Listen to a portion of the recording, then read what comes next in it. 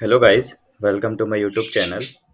आप सभी को पता है कि जो यूजीसी नेट का पेपर है जेआरएफ के लिए और नेट के लिए, वो जून 2022 में होने वाला है। जून 2024 में होने वाला है। आज से हम पेपर की प्रिपरेशन करेंगे।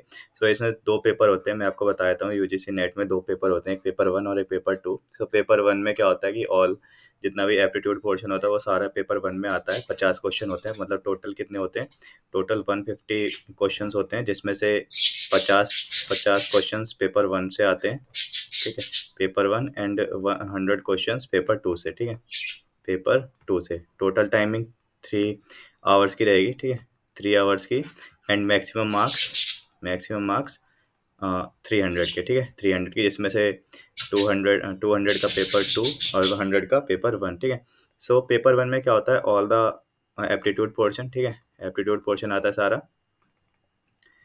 एंड पेपर टू में कोर पोर्शन। ठीक है, तो पेपर वन में हम देखेंगे एप्टीट्यूड पोर्शन, जिसमें पहले रिसर्च एप्टीट्यूड है, जैसे टीचिंग एप्टीट्यूड है।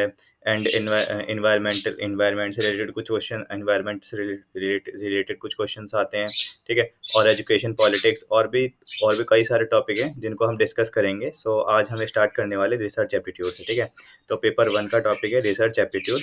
तो चलिए स्टार्ट करते हैं।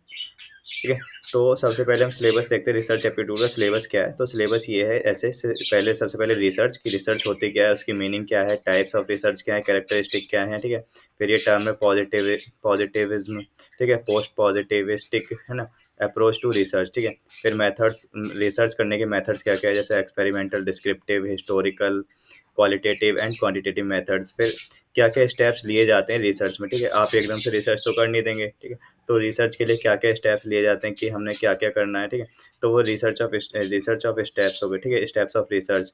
थीसिस क्या होती है और आर्टिकल राइटिंग क्या होती है, वो भी हम देखेंगे। फिर हम देखेंगे कि उनको कैसे फॉर्मेट करते हैं, थीसिस और आर्टिकल राइटिंग को, स्टाइल क्या क्या है रेफरेंस देने के। ठीक है, तो ये सब चीज़ें देखेंगे। Then application of ICT in research and research ethics. ठीक है, तो ये सिलेबस रहने वाला है रिसर्च एप्टीट्यूड का।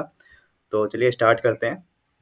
रिसर्च, तो रिसर्च का मतलब क्या होता है? खोजबीन, है ना। आप किसी चीज़ की खोजबीन कर रहे हो। ठीक है, तो जैसे मान लो रिसर्च पहले क्या है, logical definition, logical and systematic research for new information on a particular topic. क्या मतलब कि आपने कोई टॉपिक लिया, लेट सपोज सीएस का कोई टॉपिक है, जनरेटिव एआई। ठीक है, करंट में ही बहुत चल रहा है जनरेटिव एआई। ठीक है, तो जनरेटिव आपने एक टॉपिक लिया, आपको इस पर रिसर्च करनी है। ठीक है, क्या करनी है? रिसर्च। ठीक है, तो जब आपको इसकी रिसर्च करनी है तो क्या कहते हैं definition, logical and systematic search और न्यू इन्फॉर्मेशन। ठीक है, आपको इसके लिए क्या चाहिए? न्यू इन्फॉर्मेशन चाहिए और एक पर्टिकुलर टॉपिक। ठीक है, जो इतने अभी तक जितनी भी रिसर्च हो चुकी है वो चीज़ ठीक है, लेकिन आपको इसके लिए कुछ और न्यू इन्फॉर्मेशन चाहिए, तो वो क्या होती है? रिसर्च। ठीक है, जो भी एग्जिस्टिंग वर्क है उसको हटा के। ठीक है, तो ये रिसर्च फॉर न्यू इन्फॉर्मेशन। ठीक है, डेफिनेशन में भी यही है, फॉर न्यू इन्फॉर्मेशन।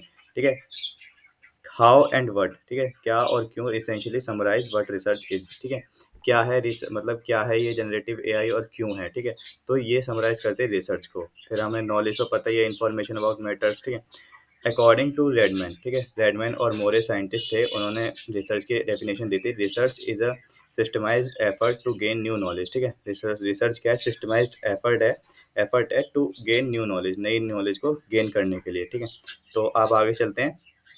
रिसर्च के ऑब्जेक्टिव्स क्या क्या है। ठीक है, आपने रिसर्च के लिए कोई टॉपिक लिया तो आपको क्या ऑब्जेक्टिव मिल रहे हैं उस रिसर्च। ठीक है, तो सबसे पहले तो हमें नई नए फैक्ट्स को ढूंढना है। ठीक है, नए फैक्ट्स को ढूंढना है, और to verify and test important facts. ठीक है, जो उससे रिलेटेड इंपॉर्टेंट फैक्ट्स हैं उनको टेस्ट करना है और क्या करना है? वेरीफाई। ठीक है, then to analyse an event. ठीक है, कोई भी इवेंट और प्रोसेस हो रही है उसको एनालाइज करने के लिए, और phenomena to identify the cause and effect relationship. क्या बताता है? Cause and effect relationship. ठीक है, ये होता है रिसर्च का एप्टीट्यूड।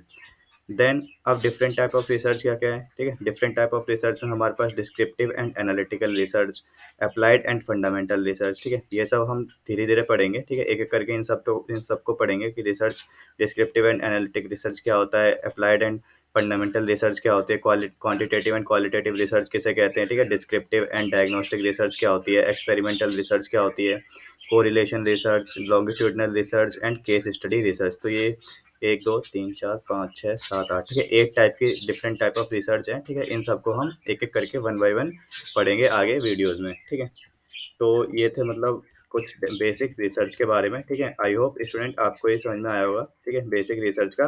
अगर आपको वीडियो पसंद आया हो और इजी लगा हो वीडियो, क्योंकि ये हेल्पफुल रहेंगे सभी, और आपको नोट्स भी बनाने साथ के साथ, ठीक है, मैं नोट्स प्रोवाइड भी करा दूंगा जो मेरे हैंड रिटन है। सो मिलते हैं नेक्स्ट वीडियो में। अगर वीडियो पसंद आया हो तो चैनल को सब्सक्राइब करना और लाइक करना और अपने दोस्तों के साथ शेयर भी करना। सो बाय बाय गाइस।